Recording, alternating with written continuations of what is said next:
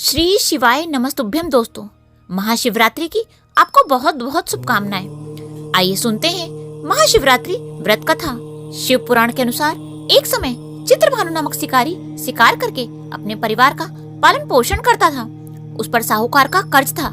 समय से कर चुकता ना करने के कारण साहूकार ने उसे बंदी बना लिया। उस दिन शिवरात्रि थी।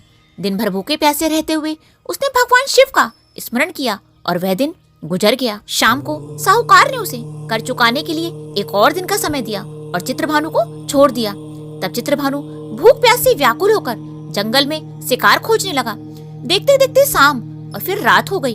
तब वह एक तालाब के पास बेल के पेड़ पर चढ़ गया और रात बीतने की प्रतीक्षा करने लगा। उस बेल के पेड़ के नीचे शिवलिंग था। चित्रभानु अनजाने में ही बेलपत्र तोड़कर नीचे गिरा रहा था जो शिवलिंग पर गिर रहे थे। इस प्रकार संयोगवश वह दिन भर भूखा प्यासा रहा, जिससे उसका व्रत हो गया और शिवलिंग पर बेलपत्र गिरने से उसकी शिव आराधना भी हो गई। रात बीतने पर एक गर्भवती हिरनी तालाब के किनारे पानी पीने आई। तब वह धनुष बाण से उसका शिकार करने के लिए तैयार हो गया। उस हिरनी ने चित्रभानु को देख लिया। उसने चित्रभानु से कहा कि वह गर्भवती है, जल्द ही बच्चे को जन्म देगी। उसने शिकारी से कहा कि तुम एक साथ दो जीव की हत्या करोगे, जो ठीक नहीं है। हिरनी ने शिकारी को वचन दिया कि वह बच्चे को जन्म देकर शीघ्र ही आएगी, तब उसका शिकार कर लेना। इस पर शिकारी ने उसे जाने दिया। इस दौरान धनुष चढ़ाने तथा ढीला करते समय कुछ बेलपत्र शिवलिंग पर गिर गए। इससे प्रथम पहर की पूजा भी हो गई।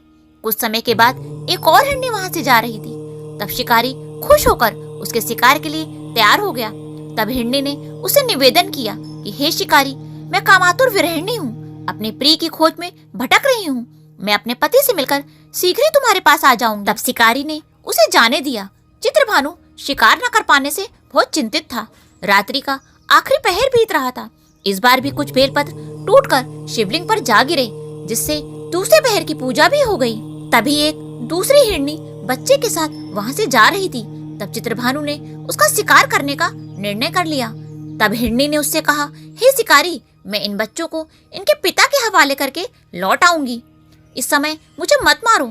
इस पर शिकारी ने कहा कि वह मूर्ख नहीं है, इससे पहले अपने दो शिकार छोड़ चुका है। उसका परिवार भूख और प्यास से तड़प रहा होगा।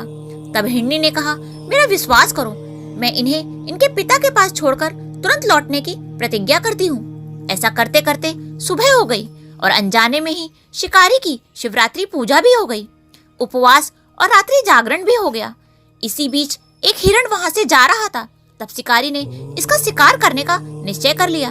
चित्रभानु को धनुष चढ़ाए देखकर उस हिरण ने निवेदन किया कि यदि तुमने मेरे से पहले 3 हिरनी और उनके बच्चे का शिकार कर लिया हो तो मुझे भी मार दो, ताकि उनके वियोग में मुझे दुखी ना होना पड़े। अगर उनको जीवन दान दिया है तो कुछ समय के लिए मुझे भी जीवन दान दे दो। उनसे मिलकर मैं दोबारा यहाँ आ जाऊंगा। हिरण की बातें सुनकर शिकारी के मन में रात का पूरा घटनाक्रम सामने आ गया। उसने सारा घटनाक्रम हिरण को बताया। तब हिरण ने कहा कि वे तीनों हिरनियां उसकी पत्नियां हैं। जिस प्रकार वे तीनों प्रतिज्ञाबद्ध होकर गई हैं, उसकी मृत्यु से वे अपने धर्म का पालन नहीं कर पाएंगी। जिस प्रकार तुमने उन पर विश्वास करके उन्हें जाने दिया, वैसे ही मुझे भी जाने दो। मैं अपने परिवार के साथ जल्द ही यहाँ उपस्थित हो जाऊंगा। चित्रभानु ने उसे भी जाने दिया। शिवरात्रि व्रत और पूजा होने से उसका मन निर्मल हो गया। उसके अंदर भक्ति की भावना जागृत हो गई।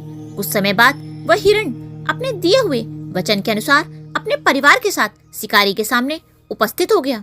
उन जीवों की सत्यता, सात्विकता एवं प्रेम भावना को देखकर चित्रभानु को आत्मग्लानि हुई। उसने हिरण परिवार को जीवन दान दे दिया। अनजाने में ही सही, शिवरात्रि का व्रत करने से चित्रभानु को मोक्ष मिला। मृत्यु के बाद शिवगण उस शिकारी को शिवलोक ले गए।